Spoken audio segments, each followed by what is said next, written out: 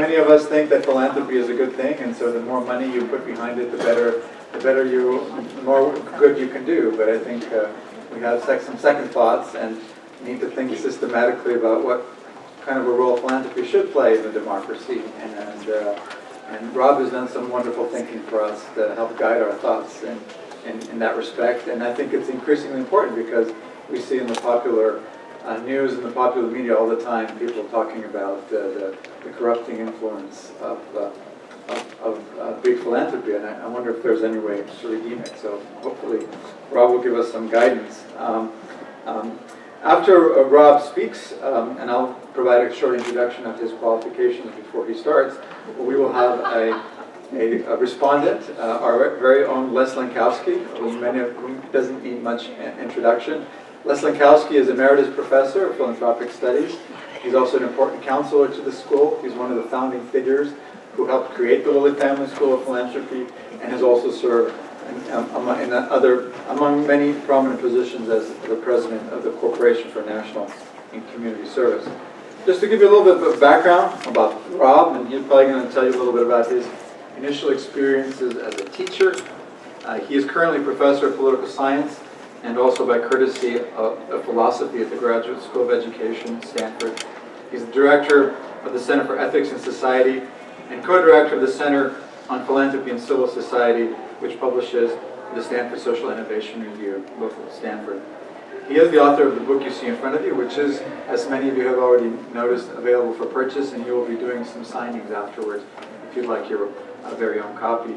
Author of Just Giving: Why Philanthropy is Failing Democracy.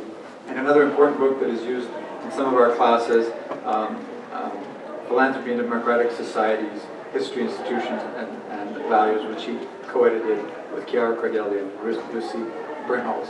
He's also an expert on American education, which was his initial interest, and his current work focuses on ethics, public policy, and technology, where he serves as Associate Director of the Human-Centered Artificial Intelligence Initiative at Stanford. He's a recipient of multiple teaching awards, including the Walter J. Gores Award, Stanford's highest honor for teaching. Please welcome Rob Reich.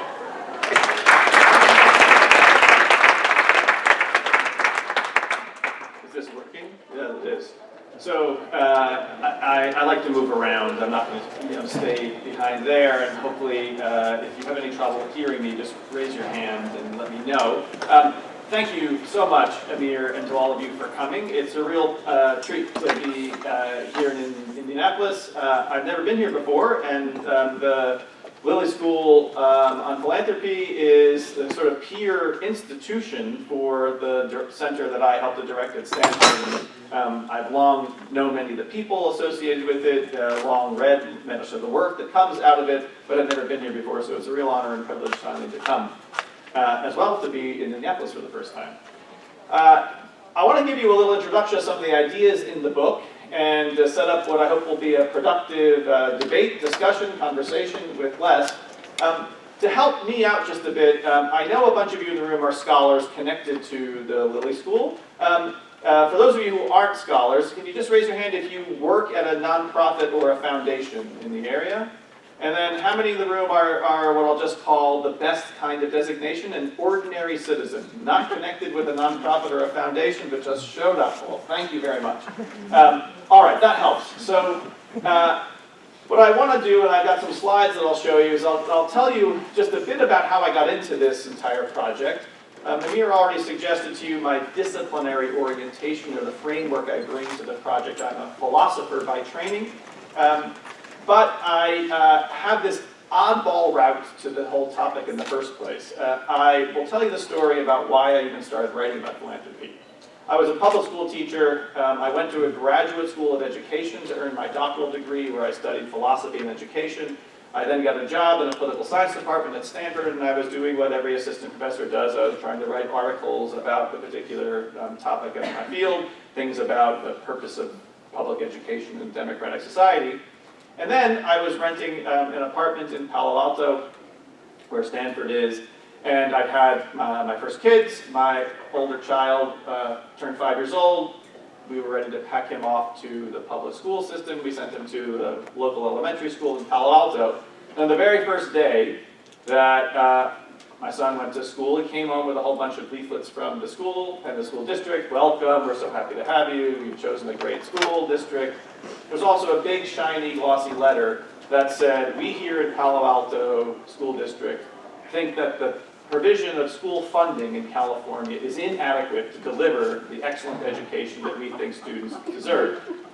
And therefore, all parents' expected but voluntary donation to the school this year is over $1,000.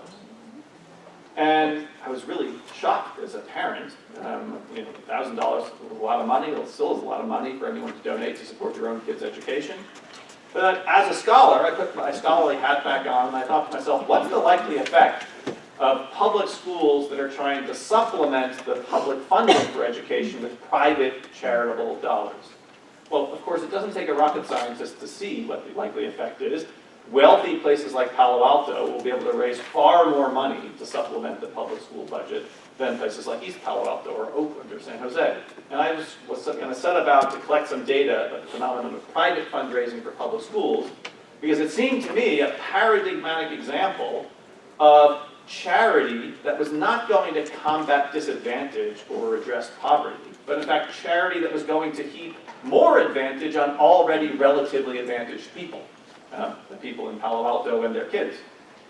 And the data showed exactly what you would predict. Indeed, Palo Alto parents contribute far more money to the school system than people in East Palo Alto do, for no other reason than their wallets are larger.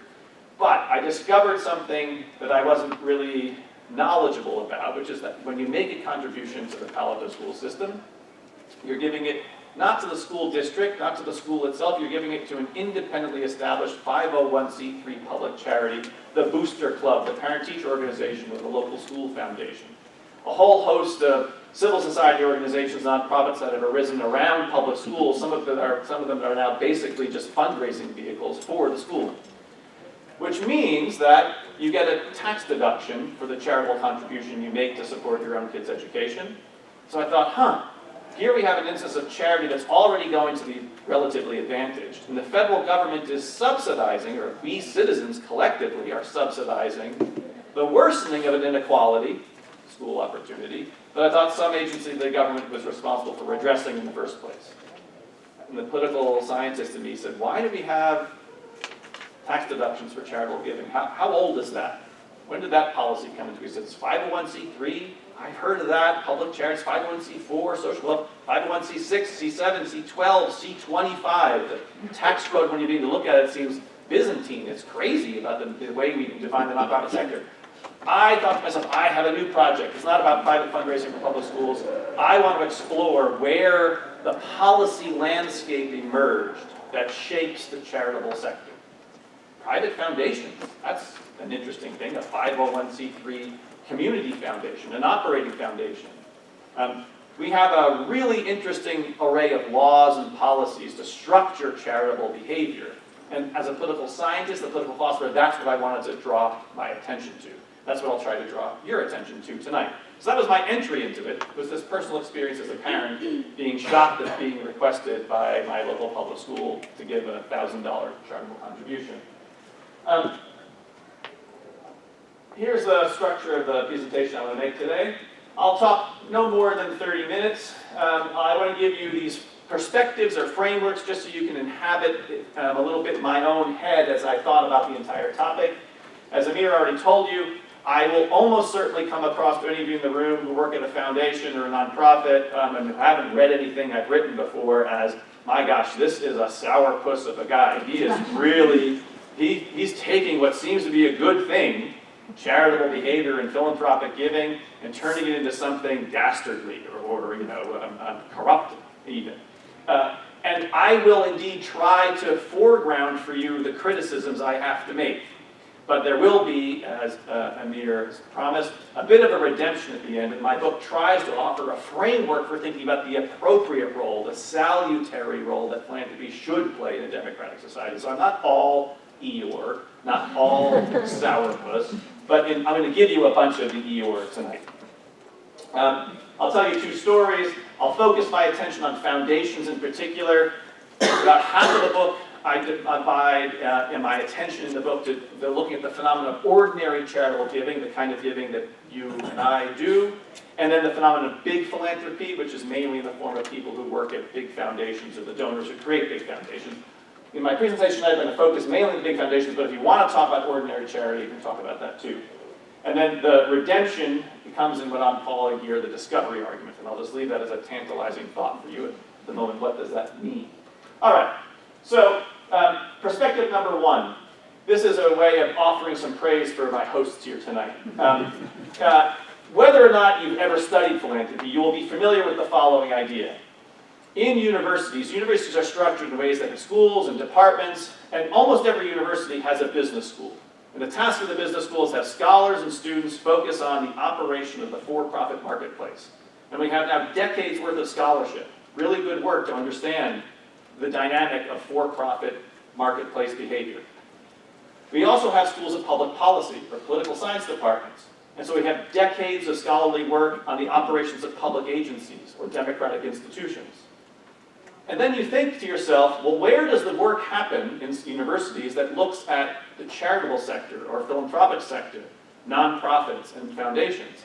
And the answer is, most universities don't have any systematic way of calling attention to that, which is to say that the scholarly base of research to support the work of professionals who are in nonprofits or foundations, which is a significant part of our collective lives, doesn't have an especially significant scholarly or research base on which to proceed.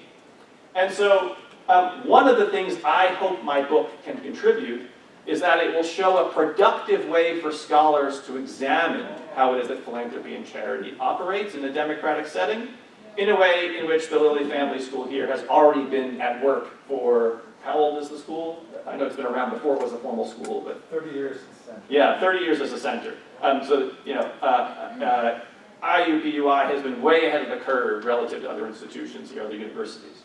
All right, so the very first thing is just to think, how can we get more scholarship on this relatively understudied topic, which is obviously so important to look at. All right, perspective number two. If you work in philanthropy, if you're a scholar, even if you're just an ordinary citizen who doesn't pay much attention to this sort of thing, you've probably heard the idea that what's really important in philanthropy, or as a nonprofit, is to be effective and to measure the outcomes that you have and to drive impact, to have a strategy. And the colleague I have at Stanford, his name is Paul Brest. He was the former head of the Hewlett Foundation. He wrote a book about strategic giving, strategic philanthropy. Anyone who works in the field, as maybe you haven't heard of Paul, you know about this basic idea, how important it is to have measurable outcomes. And the philosopher in me wants to say, because I always got confused about this language of effectiveness. Hey, Paul, or hey, anyone else who's obsessed with being effective and having measurable outcomes, that seems like a good thing. But effectiveness is a derivative value. Effectiveness isn't good in and of itself. It's only good if the end to which we are effective is independently judged itself to be worthy. To put it differently, if there's a bad goal and you're really effective at accomplishing the bad goal, the fact that you're effective makes the world worse. So effectiveness as such can't be good. We should pay attention to the thing at the end of the effectiveness goal, aspiration, which is the cause or the aim or the goal of the philanthropist. And so all of this discourse about strategic philanthropy seems to me at best morally neutral, or at worst, it's actually causing trouble. Because it means that what someone does with respect to the donor, or the nonprofit, says, the donor shows up with whatever cause he or she wishes to have. And if you have a wealth advisor, usually that takes the form of, first tell me, dear rich person, what you're passionate about, and then I can give you some advice. But you just show up at the door with whatever cause you have, and that's never questioned. And then you try to be effective at that. I think the more important thing is to try to understand what are worthy goals in philanthropy, because if we have causes that undermine democratic institutions, like the proliferation of private fundraising for public schools, which worsens inequality of school opportunity, the phenomenon of effective private giving to public schools will, in my view, likely make worse our democratic lives with public education. So, you will then ask, what's the framework we should use to decide what counts as a good goal? It's not just like look into yourself and introspect as a donor, and you should decide what's worthy. The framework I want to suggest to you that you should use to decide a worthy goal is what kinds of things promote democratic ideals, what kinds of goals philanthropically support democratic institutions, and that's the framework by which to referee the worthiness of an end. Then be effective, but only first after you've made a decision about what counts as a democratically worthy aim. All right, third thing. When I come along and have something critical to say about philanthropy, one thought that often people have, to use the wonky language here of a counterfactual, is surely, Rob, it has to be better or praiseworthy to try to give money away than to do the alternative, which is just to keep it for yourself, hand it off to your kids, buy some more stuff, or invest it for some return. Philanthropy surely seems praiseworthy, even if it's ineffective or towards a bad end, compared to what the relevant alternative is, which is just more consumption. And indeed, I want to say that we should reject. That seems very tempting, the idea that even an ineffective philanthropist has something praiseworthy to be said about him or her because the relevant alternative is just to buy more stuff. That's better? Really? Is that what you think, Rob? And I want to say, yeah, that's really what I would think. And here I'm going to give you some reasons for that. Reason number one, that already came up in the story I told you about the public schools. Reason number one is the fact that when a wealthy person or an ordinary person like you or I has a bunch of money, we decide we want to do something charitable with it, when we give money away, the landscape of policy right now in the United States is that there's a tax incentive for doing so. So when I give away $1,000, I'm taxed at a, let's call it a 30% tax rate, and then my $1,000 contribution costs me $700 and $300 gets written off my tax bill, which is say you forego the benefit of some treasury revenue, $300 in this case, in order to support my charitable preferences. The wealthier you are, the higher the subsidy rate is. And so philanthropy is not the exercise of the liberty of people to give their own money away. Philanthropy is the publicly subsidized exercise of an existing liberty to give your own money away. You can wipe away the tax incentives for giving and say, hey, citizens, it would be really virtuous of you to be charitable. And then we wouldn't have a public subsidy, and you could just do philanthropy as it were on your own dime. But that's not the policy landscape we have. So here's the upshot of this. I want to give this a local example for me. I'm fully aware of the irony that someone who comes along to criticize philanthropy teaches at a school, Stanford University, that is lavishly and generously philanthropically supported. I am, in certain respects, biting the hand that feeds me here. And so this story is meant to illustrate a bit of that. The largest philanthropic gift in 2015 or 2016 was to Stanford University. It was $400 million by a guy named Phil Knight, the founder of Nike.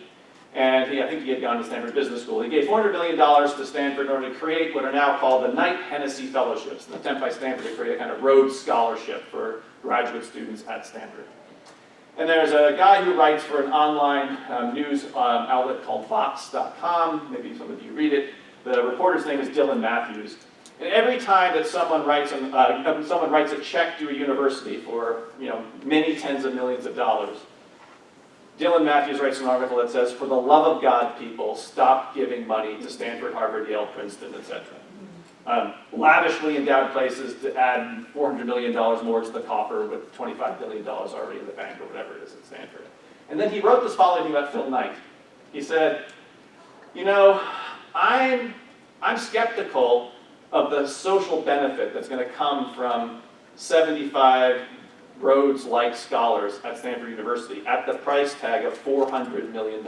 And in fact, it would have been better for the world. The world would be a better place today if instead of giving $400 million to Stanford, Phil Knight had taken that amount of money, put it in his backyard, and lit it on fire. And of course, the reaction that most people have is, how could that possibly make the world a better place? Just burn the cash in the backyard, that makes the world better? And the answer has to do with the tax subsidies. By burning the cash in the backyard, it's an act of consumption. He would have had to pay taxes on his bonfire. He would have owed, roughly speaking, $100 million worth of taxes on his $400 million bonfire. So the Treasury would be $100 million, let's ballpark that, wealthier than if he had given it to Stanford, which lost $100 million from the Treasury.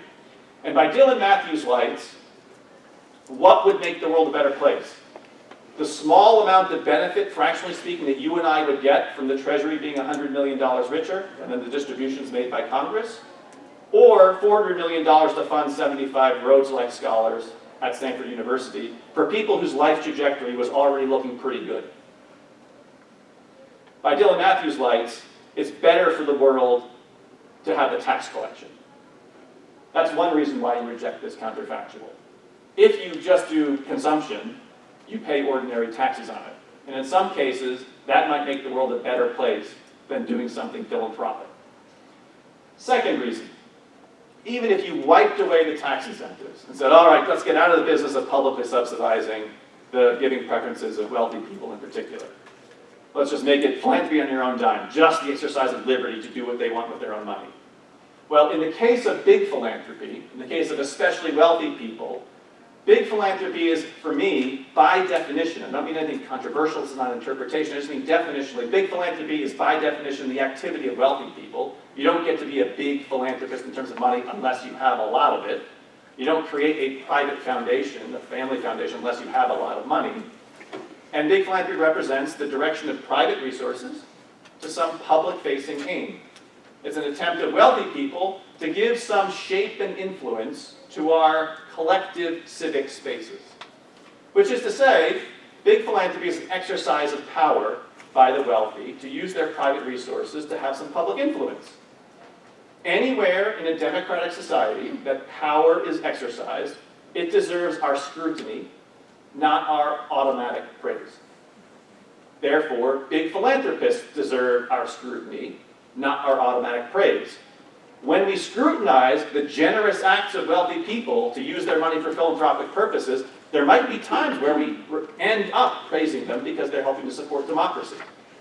But there might also be times in which we want to criticize and even reject philanthropic projects because they are unduly shaping, in some plutocratic fashion, what is really a space for all of us to decide collectively on an equal terms as citizens.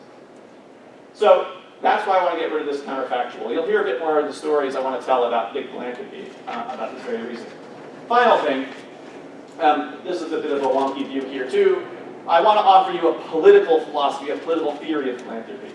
If at the end of this talk you think, gosh, well, what does this mean for me as a donor? I have some things to say, but I'm not here to give moral guidance to you as an individual donor or to the Lilly Endowment or the Hewlett Foundation or Gates Foundation. This is not about changing the behavior of individuals. My goal is to look at the policies and the norms that help shape individual behavior. I want to reject some of the policies that structure philanthropy and replace them with what I think would be better for democracy. And that will end up changing behavior, but not because I'm here giving you moral advice. Don't you see what would be better for you to do with your money? No, that's not what I'm here to do. Don't you see what different policies would be better supportive of democracy? Hence, a political philosophy, not a moral philosophy. And this means that philanthropy is not an invention of the state, but it's an artifact of the state. Here's a generic view which I offer up to you. I think the inclination of human beings to be pro-social and altruistic is universal. Everywhere and in every place, human beings behave in altruistic, pro-social ways. What makes the charitable or philanthropic sector different in different places? The answer is not that human nature is different in different places. Humans are the same. They're pro-social and altruistic. But the norms and laws and policies shape this universal human inclination to be pro-social, and so they shape the sector in different ways. Therefore, we should pay attention to those laws, norms, and policies to make sure they're doing things that we want them to do. All right, so those are the perspectives that help orient you to the basic story. Here are the basic questions that are in the book. What attitude, what policy should democracies have concerning individuals who give money away for public purposes? And how can law and public policy shape philanthropy so it supports rather than subverts democratic institutions? This is a way of summarizing the kinds of things I've just said. Now, when I wrote this book a couple years ago, or the chapters that just came out last year, you can already tell I'm kind of wonky. I'm a garden variety egghead. I worked at a university as a philosopher. I didn't think my book would be taken up by mainstream media, but this past Sunday, traces of my book appeared on Hassan Minhaj's Patriot show on Netflix or wherever it appears. Are billionaires really going to save us?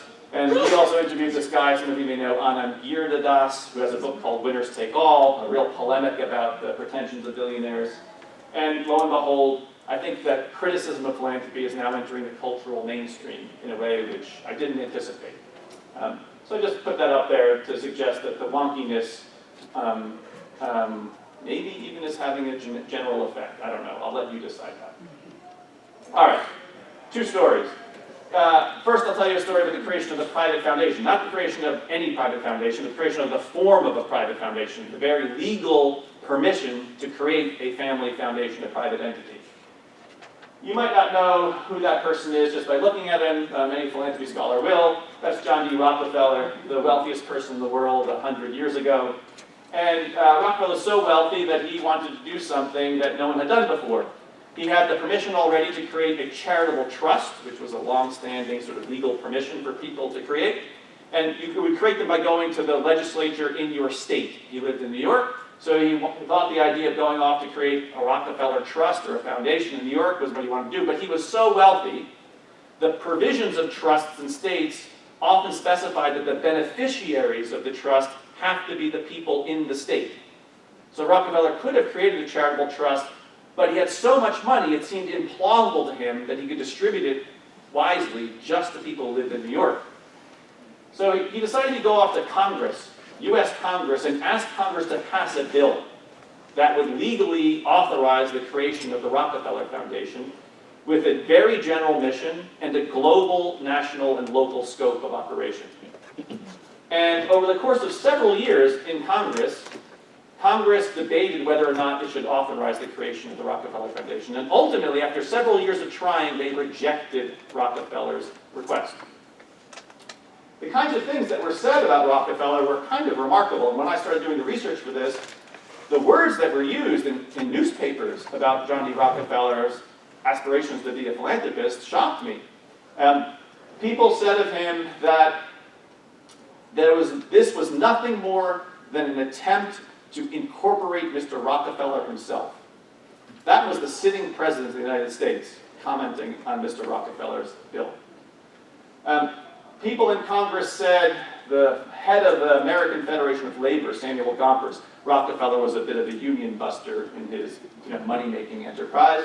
The head of the American Federation of Labor, Samuel Gompers, those of you with labor history will recognize the name. I think I can get this quote almost exactly right. What the world would gratefully accept from Mr. Rockefeller would be the establishment of a foundation whose chief purpose would be to instruct all citizens how in time they can prevent themselves from becoming like him. There was an idea that Rockefeller had made his money in an illicit way, that he was a monopolist, that he had been a union buster. And now he wanted to whitewash his reputation by setting himself up as a grand philanthropist. So many people rejected Rockefeller's desires for that reason. Think of the Sackler family today, and the conversations they're having with Sacklers, the creators of Purdue Pharma, the purveyors of OxyContin, and lots of evidence to show now that they were trying to maximize profit even in the face of robust evidence about its addictive properties. If you think that there's a stink in the money-making, you might want to reject the aspirations of being a philanthropist because the do-gooding on the side doesn't erase the bad doing in the money-making. People thought that of Rockefeller. Other people said of Rockefeller, even if he were benevolent, the money was clean. This one line, this is the one that struck me. It's the title of one of the chapters in the book. Someone said, I want to accept, a senator said, I want to accept that Mr. Rockefeller is wise, well-intentioned, and benevolent. But from the standpoint of democracy, the establishment of a foundation as large as Mr. Rockefeller's is repugnant to the whole idea of a democratic society.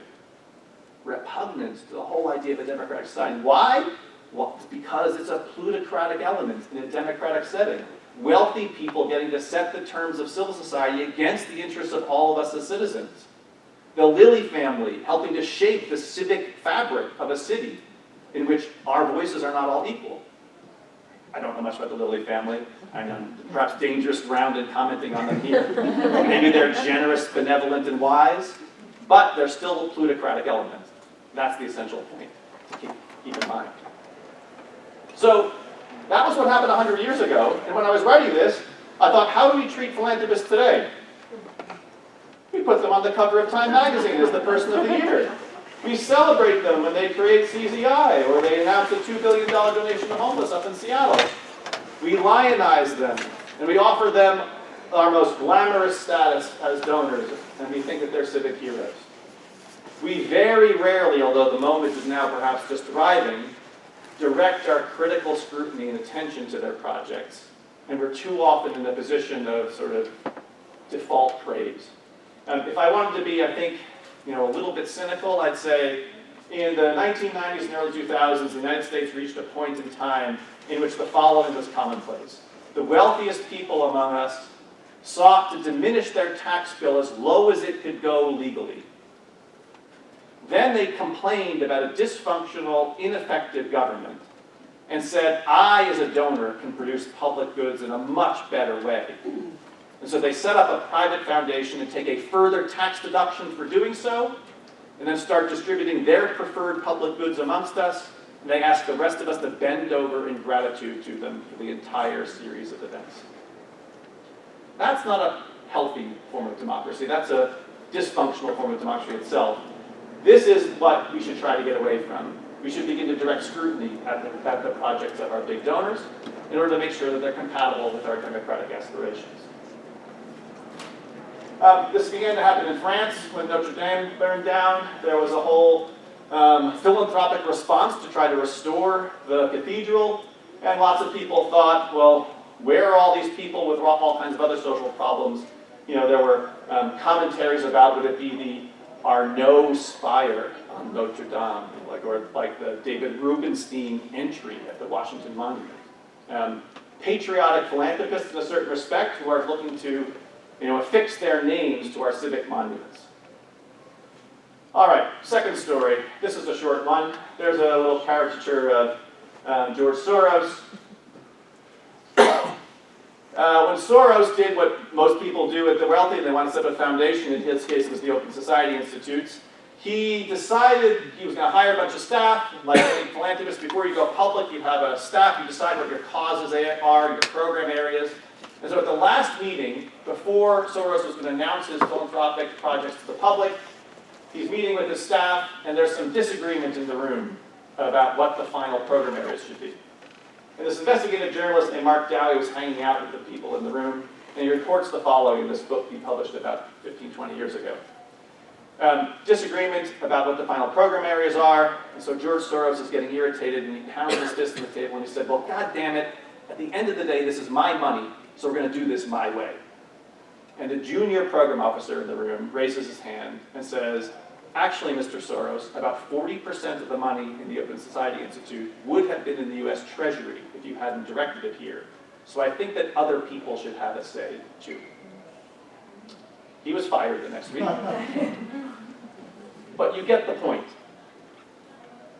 When we have the policies that support philanthropy in the way we do now, if you look deep on the website of the Gates Foundation, and I give them credit for publicizing this, even though you have to look for it really hard, but it's not required from the report, there's something like $45 billion, the wealthiest foundation in the world right now, and then deep in the frequently asked questions of the website, it says for the Gates Foundation, we estimate that between $11 and $15 billion in our endowment would have been in the Treasury if we hadn't created the foundation.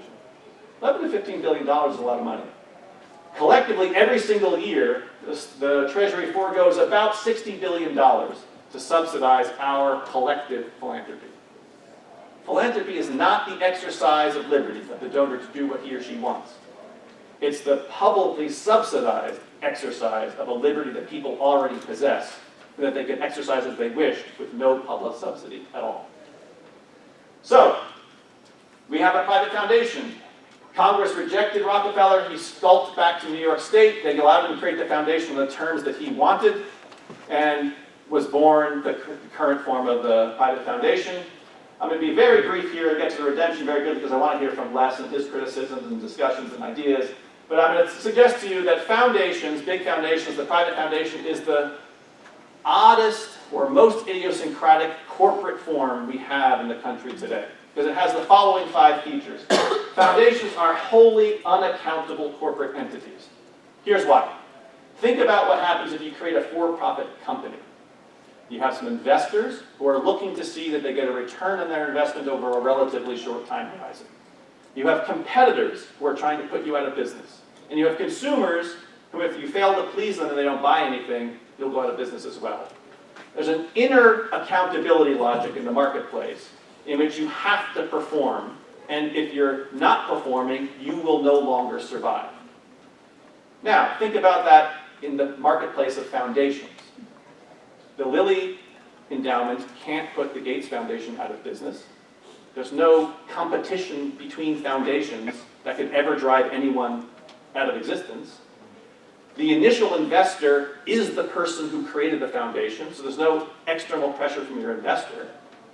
And instead of consumers, you have supplicants, the people who you're giving grants to, who are there in a posture of deference, asking you for more money. There's no accountability logic of that sort in the philanthropic marketplace. Now, think about money that's in the government, public agencies with public dollars. If you or I don't like how it is that our elected officials are spending our taxpayer dollars, sooner or later there'll be an election and we can try to vote people out of office. The accountability logic of democratic institutions is elections. People who are public officials have to be somewhat responsive to majorities. Think about the governance structure of a private foundation. No one stands for election. There's no voting out of office anyone whose philanthropic projects you don't like. You all know the Gates Foundation has a big education spending program.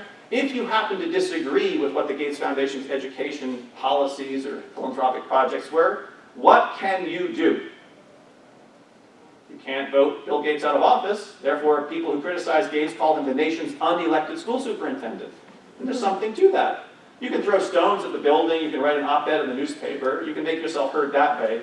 But in terms of electoral accountability, the private foundation allows the initial donor to decide the number of people who are the governors of the board of trustees. Do you know who the board of trustees is for the Gates Foundation? Bill, Melinda, Warren, and Bill Sr. And many family foundations take exactly the same form. You appoint your preferred family members to be the governors of the institution. So you have fundamentally an unaccountable form. No marketplace accountability, no electoral accountability. Next, foundations are very low in transparency. In the United States, there are more than 100,000 private foundations. The Foundation Center, based in New York, estimates that 90% of them don't have a website. There is a required annual filing of what's called a 990 form, a tax filing in which you have to list the grants you've made, the performance of your endowment, the highest paid salaries of the staff, and a little bit of other information. Do you need to list your strategy? Do you need to say anything about evaluating how you've done? No. And this is a kind of obscure tax form that most people don't even bother to look at. Very, very low transparency. Next, foundations are designed by law to be donor-directed. The whole point is that the donor's preferences are what's installed in the foundation's purpose or mission. Not your preferences, not my preferences, not the grant officer's preferences, the donor's preferences. And how long do those preferences last? How long are foundations designed by law to exist? By default, forever. So the way a tax lawyer would put this, the dead hand of a donor reaches out of the grave to strangle the preferences of the current and future generations. Here's an example of this close to home for me. Stanford was created in the 1880s by the monopolist of the era, Leland Stanford, a railroad magnate. And someone from the Midwest, possibly even from Indiana, I'm not sure, I just know from the Midwest, was an early student at Stanford in the 1890s and returned to the Midwest and had in mind the idea of sending a philanthropic gift to Stanford University to support the tuition fees of a poor student from the Midwest who wanted to attend Stanford. So he sent off this gift with the following string attached. Here is money at Stanford to support a student from the Midwest who wants to come to Stanford and who arrives at the university by horse. Because in the 1900s and 1910s, that's how you got to California from the Midwest. And by the 1930s, there were lots of students in the Midwest who wanted to come to Stanford, some of them financially needy, but exactly 0 who arrived by horse. So to overturn the donor's intent, Stanford had to sue the descendants of this initial donor so that a court of law could say this purpose that the donor established back in the 1890s was no longer fulfillable or realizable. That's how strong donor intent is. If you work in a foundation that's devoted to the environment and you as a program officer decide, wouldn't it be nice to spend some money on education? You can't. Even if you argue, you have to get the initial donor to change his or her mind. Donor intent is that strong. So you have things that are unaccountable, low on transparency, donor-directed, perpetual, and finally, as already discussed, generously tax-advantaged. So to put it in a nutshell, big foundations are an exercise of power by the wealthy, a plutocratic element in a democratic setting that's unaccountable, low on transparency, donor-directed, by default perpetual, and generously tax-advantaged. And then, to put it crudely, what was the good part?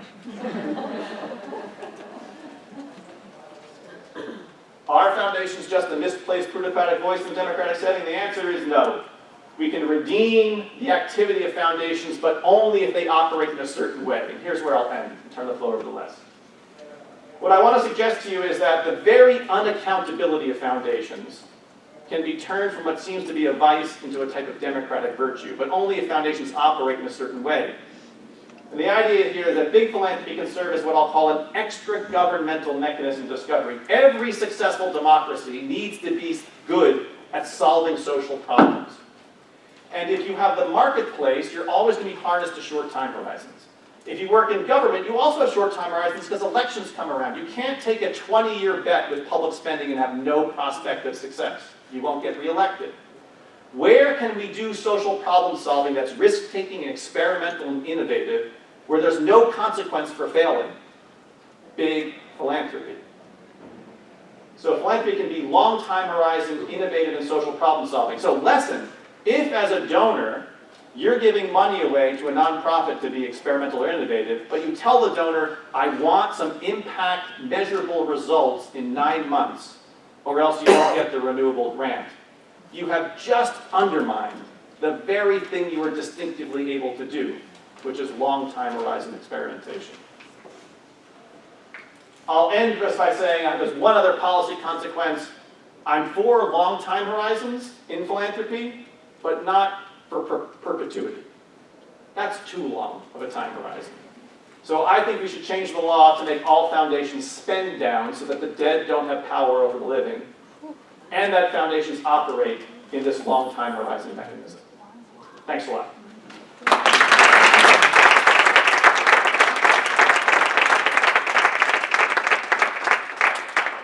Thanks. I do not have PowerPoint, so I'm going to use the podium so I could at least remember my notes.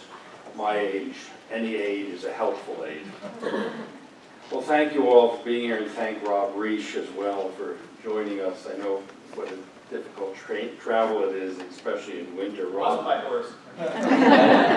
Rob and I have been, I was checking my email for any embarrassing facts I could cite, and realized that Rob and I have been talking about these issues for close to 20 years right now, including during the period when I was in public service. And it's always interesting to find, I guess at my age I can say this, younger scholars I'll take that.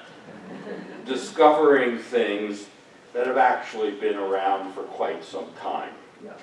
So let me just begin my comments, and I'm going to stay close to the book, although there were a few other things raised. I did a review of the book, which actually appeared in the Wall Street Journal 1 year ago, Giving Tuesday.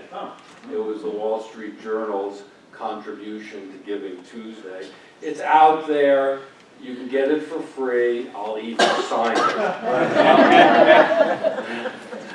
I will stay closer to the book. So anyway, as I said, a lot of us have heard from Rob. We've been hearing for quite a while. About 150 years ago, Oscar Wilde said that philanthropy is the last refuge of rich people who want to annoy their fellow citizens. This was a very common idea at the time. W.S. Gilbert, the lyricist of the Gilbert and Sullivan team in Iolanthe, has a song called "The Philanthropist," in which he refers to the philanthropist as a most disagreeable man. Even earlier, and this is in Rob's book, Machiavelli, in a commentary on a famous history of the Roman Republic by Livy, comments on the tale of a man named Spurius Melius, a wealthy Roman who in a time of hardship opened up his granary to feed the hungry. And Machiavelli's analysis says that the Roman Senate was correct in putting him to death because if things were to be beneficial to the public, they should be done by institutions of public, not by private ones. Well, I am very glad to say tonight, lest anybody was worried, that our guest does not advocate killing all philanthropists or closing all schools of philanthropy, that one might be able to make a case for that. But he is one, and I would say the leading one, of a growing group of scholars raising difficult questions, not only about how philanthropy is working, but more fundamentally, what its role is and should be in a democracy. Another one of these will be coming, I believe, in January. Edgar Villanueva, who wrote a more polemical book on this topic. What philanthropy should do in democracy is also not a new question. In fact, in democracy in America, Alexis de Tocqueville gives prime place to the role of civil associations, not philanthropy as such, in creating a culture supportive of democracy. He felt that the habits of the heart one learns through participation in voluntary groups were indeed necessary for democracy, and one of the things that distinguished the success of the American experiment from the failure of the one in his native France. But that's not entirely the view that Rob, and even more so his counterparts, have. Indeed, the subtitle of Just Giving gives a sense of his conclusion, why philanthropy is failing democracy and how it can do better. So I want to talk a little bit on two questions. What does he mean by that? And is he right? First, it's important to note what he is not saying. Rob first came to my attention and that of others, including Stanley Katz, by arguing that philanthropy was undemocratic because it did not redistribute resources from those who have to those who have not.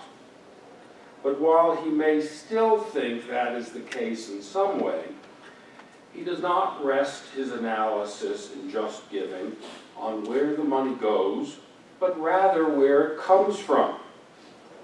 For Rob, the essence of a proper democracy is that it affords all citizens an equal opportunity to participate in activities of public importance.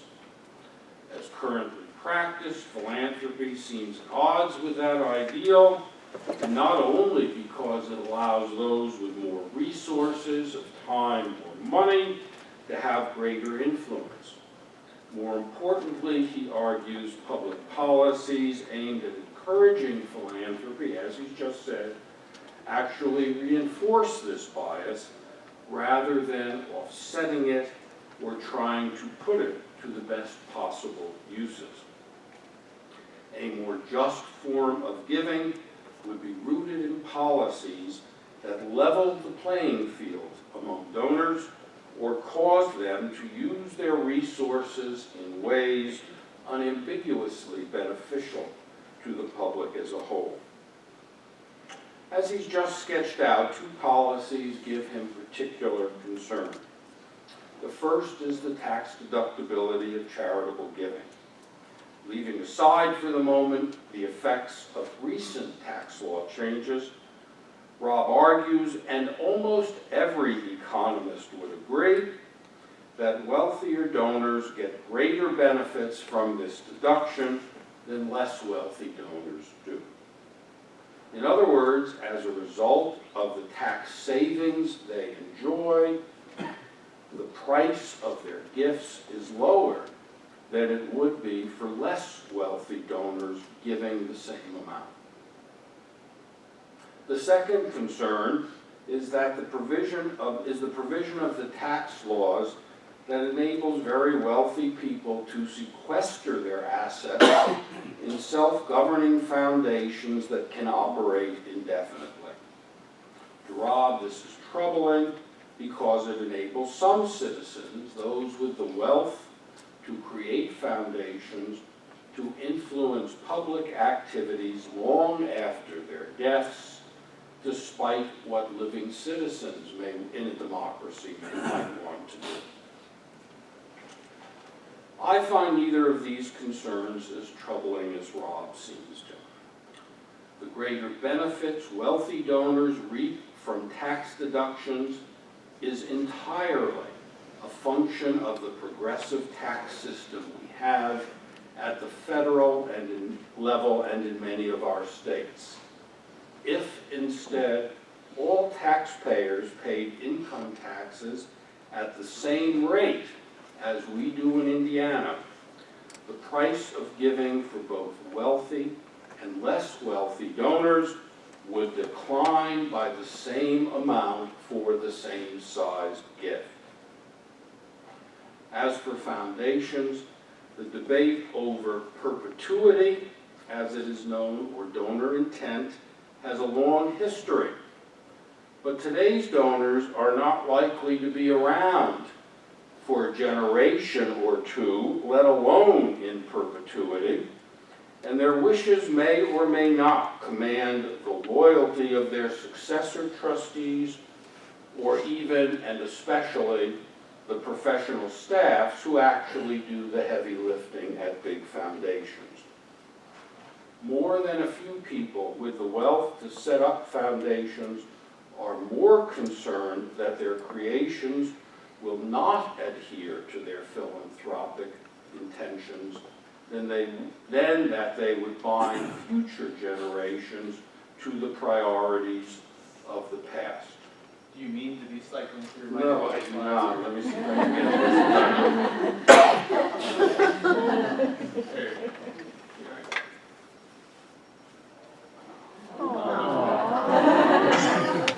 This Amy. That's my laptop. Anyway, more than a few people with the wealth to set up My child, foundations for are more. I'm just going to turn this off. There you go, thank you. I see Amy. More than a few people with the wealth to set up foundations are more concerned that their creations will not adhere to their philanthropic intentions than that they would bind future generations to the priorities of the past. In my experience, they are right. It's interesting, Rob gave a nice example of donor intent, which ended with a court case in the 1930s. His book was published by Princeton University Press, which was recently the defendant in a case on donor intent that involved several $100 million endowment And guess who won? Princeton. Oh, really? Yes. Okay. I thought it was an out-of-court settlement. No, well, let's put it this way. Princeton kept most of the money to do with as it wished. Okay. In any case, the policies that Rob favors as alternatives would not necessarily produce better philanthropy. He would replace the charitable tax deduction with a tax credit for gifts, reducing a person's tax liability dollar for dollar, regardless of their income. Such credits might usefully foster greater pluralism, as Rob hopes, in something of an echo of his earlier position about where the money goes. But even so, those who give more, that is to say, wealthier people, would still get the lion's share of such credits, and the Treasury would lose as a result of their gifts. Depending on how the credits are designed, lower income people who actually have very low or zero income tax liabilities under our current tax laws may realize very little benefit at all. Rob would also create a variety of rules to encourage foundations to specialize in supporting the kinds of innovations and risky ventures a risk-averse political system may shy away from. I guess this analysis of risk aversion in our political system may have to be re-examined in light of current national politics. But in any case, for example, as has been discussed in New York and elsewhere, perhaps there should be a minimal size for foundations, so that only those with the resources to address those long-term intractable problems that Rob is concerned about will be permitted to form. Or that new types of governance should be required that enables more input from the public into the work of foundations. But I think this confuses form with function. Not all large foundations with progressive-minded trustees and staffs have been renowned as innovators or even risk-takers, while more than a few closely controlled foundations have made lasting contributions to the public's welfare. Let me finish by saying that I think the major problem with Rob's book and the analysis we've heard today is that it attaches too much importance to the role of philanthropy in a democratic society. Even in the United States, giving is the smallest of the three main sources of support for public serving activities. And that is true elsewhere as well, as our colleague Pamela Viking has shown in her edited volume. Earned income is much larger, as is government support. So if the question is what the role of philanthropy is in a democratic society, the answer is clear: small. And if indeed it is failing democracy, by implication, the consequences are small as well. But that is just with respect to producing public goods. Philanthropy may make other contributions to democracy. As Tocqueville noted, it helps build community, or what today we call social capital. And it also fosters virtuous behavior, caring for the welfare of others, enabling the expression of religious faiths, or encouraging artistic creativity, to name but a few. Has philanthropy been failing to do these sorts of things too? Should government do a better job of encouraging those sorts of things in a democracy? These, I think, are topics for another book and another discussion. Thank you.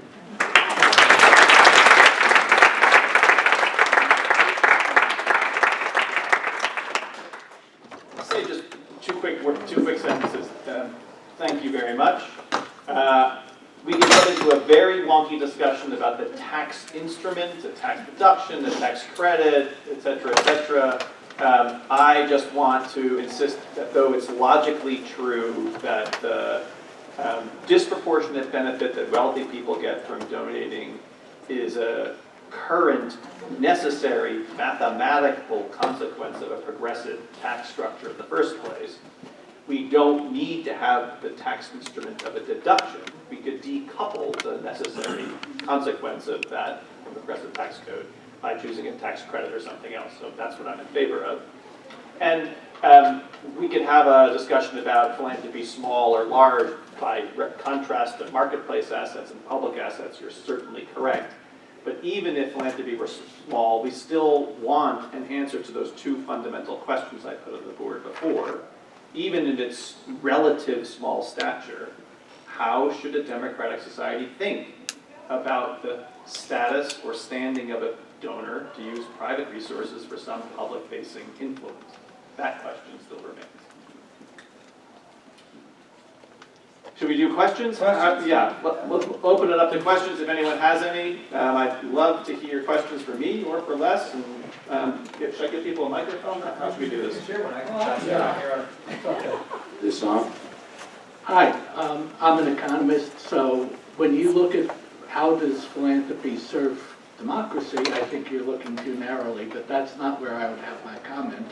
And you would think I look too narrowly as well, so we love having the interdisciplinary discussion. I know very little about political science, but I've heard the argument advanced recently that the problem today in America with democracy is the diminishing role of elites, not that they have too much power.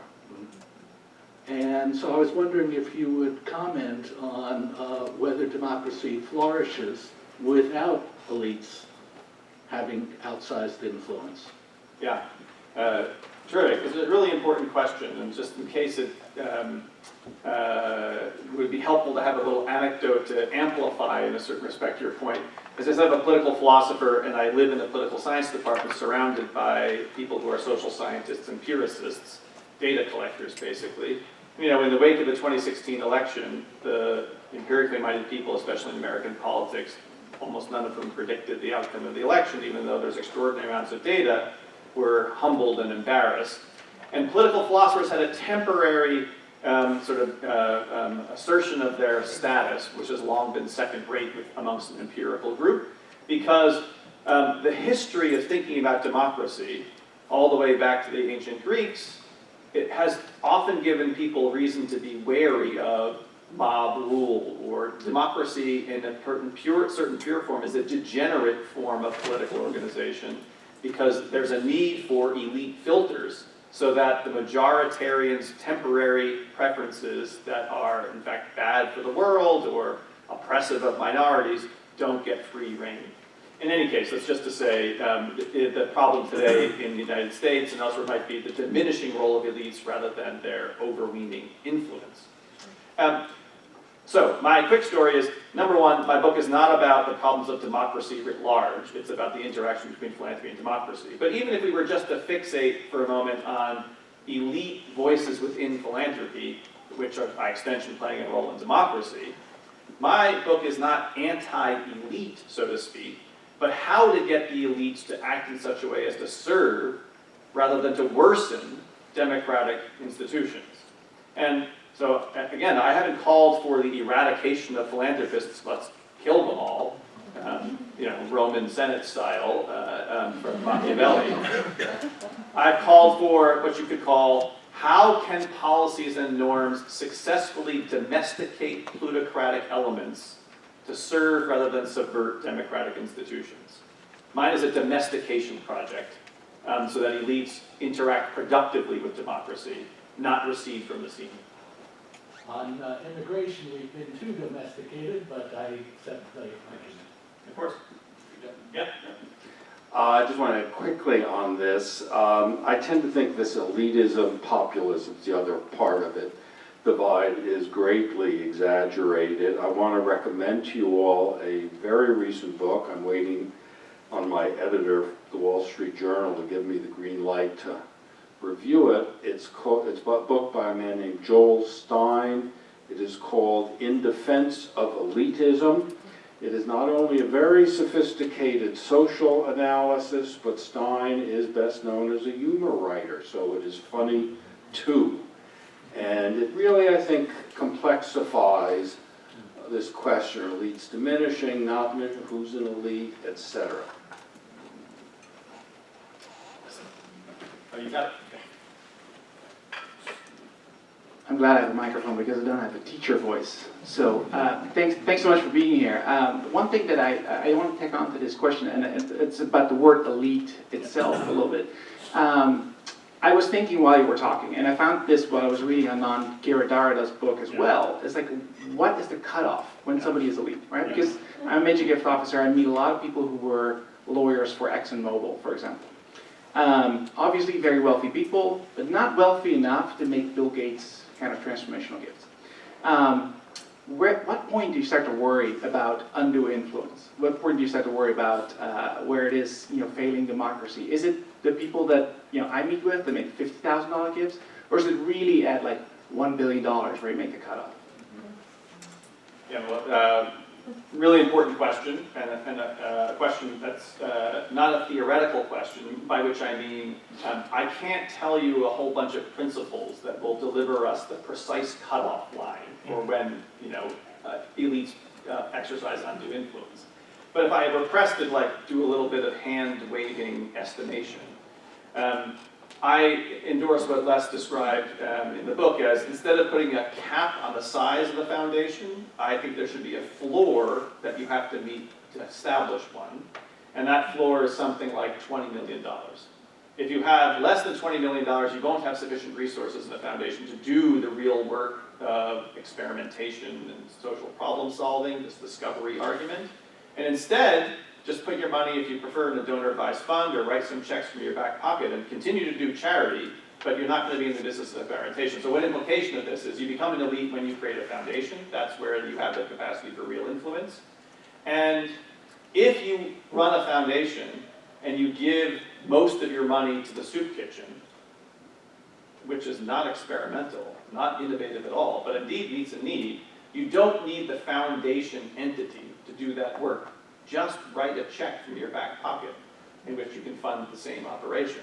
A foundation form should be reserved, as it were, for this experimental long time horizon work, and that's what turns someone into a potential elite with potentially undue influence. That's the kind of hand-waving story I have to say. But I could put it on a spectrum. The more money you have, the more likely you are to be able to exercise this kind of influence. And then the foundation form is what makes you unaccountable, installs low transparency, et cetera, et cetera. And so that just amplifies, in certain sense, the potential for abuse of power.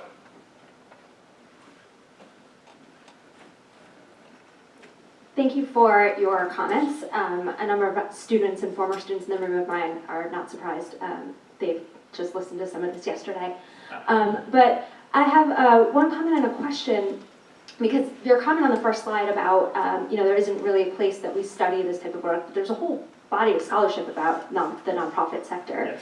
And philanthropy is part of that and separate from that as well. So you're right that we don't see schools of nonprofit management necessarily at the same level. But I bristled at that comment. And I have a joint appointment with philanthropy, so I could both see where you're coming from, but also kind of question that sort of framing.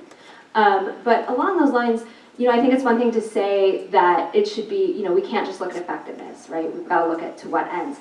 But who gets to decide that then? And how does that actually look somewhat? Assuming we could revamp the tax code and revamp the C4 form and all of that, who gets to decide? Because even if you look at the 990s, there's a whole lot of nonprofits out there that people would argue are not actually serving the public. Absolutely. Yeah. On the opening comment, I didn't mean to suggest there wasn't scholarship. I meant to suggest the internal organization of universities, as a general matter, doesn't orient scholars systematically to study it. Although I think it's true in political philosophy, relatively little amount of attention paid to this. That's a separate matter. Who gets to decide? Classic question of political philosophy.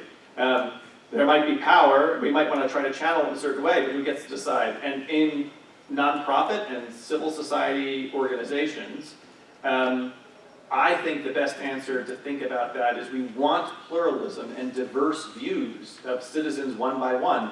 It's a healthy civil society organization when your views to fund the pro-life organization and my views to fund the pro-choice organization, we fundamentally disagree about the worthy cause, get to have an expression in civil society.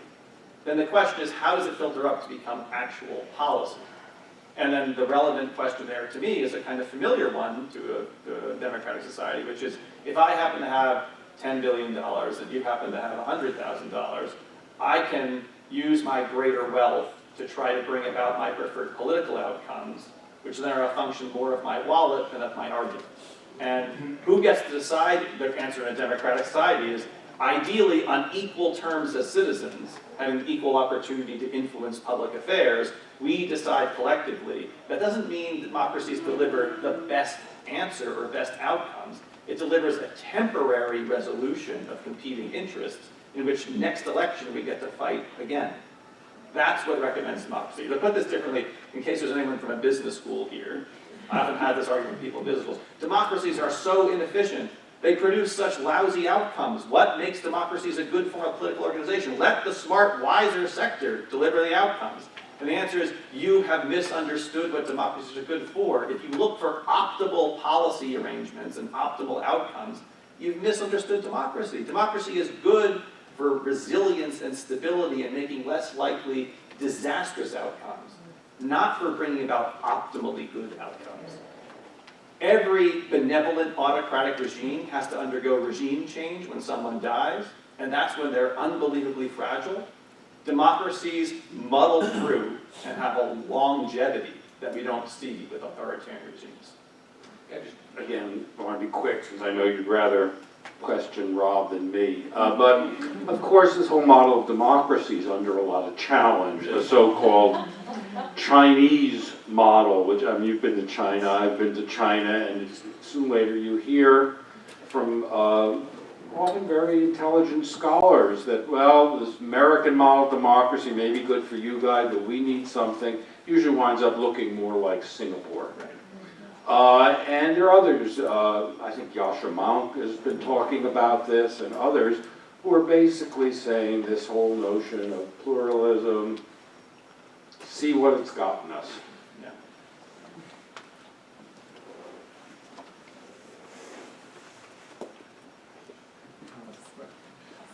There's someone in the back there in the yellow shirt. Yeah. I didn't see who it was. Yeah, you had a question, didn't you? Yes. Yeah, okay, good. Thanks. Thinking of the word perpetuity and how philanthropists might use the word instead sustainability.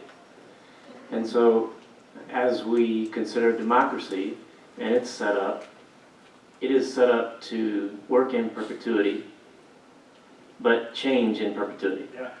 And philanthropists want to, they've identified a good that they feel like is a good. We can argue those things, but they want to see sustainability in the effect, and so they're leveraging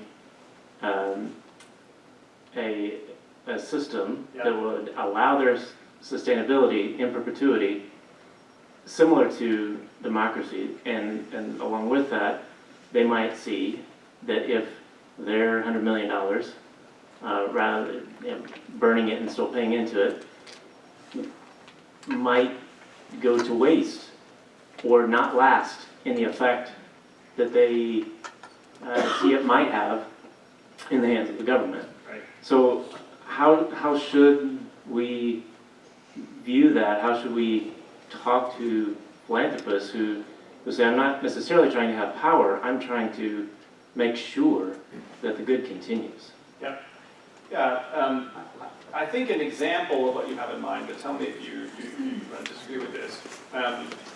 the people who tend to create a university and support a university. The university, Stanford, has an endowment, a very large one, that's designed to exist in perpetuity and to fund the operation of the university as long as possible.